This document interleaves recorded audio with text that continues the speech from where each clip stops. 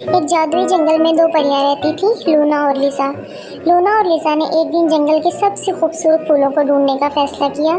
वो फूलों की तलाश में जंगल में निकली। रास्ते में उनसे एक शहद की मक्खी टकराई।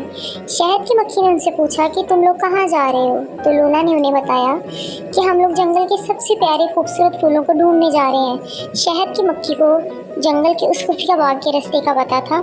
शहद की मक्खी ने उनसे कहा, चलो मैं तुम लोगों को लेके चलती हूँ। वो शहद की मक्खी के साथ जंगल में उस खुफिया बाग की तरफ चले गई फूलों की तलाश में।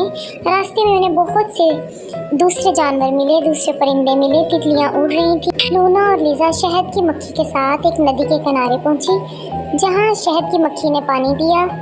लूना और लिसा ने पानी के साथ खेला। पानी के अंदर बतखें तैर रही थी। लूना और लिसा उड़ते उड़ते एक खुफिया गार के ऊपर से गुजरे। वहाँ उन्होंने एक शेर को बैठे हुए देखा, जो कि अपनी गुफा के अंदर, अपनी गार के अंदर जा रहा था। आखिरकार वो उस खुफिया बाग में पहुंची, जहाँ उन्होंने खुशनुमा फूलों का रस पिया और खुशी खुशी अपने घर को चल दी। ये कहानी दोस्ती और तावन का पैगाम देती है। Moral of the story.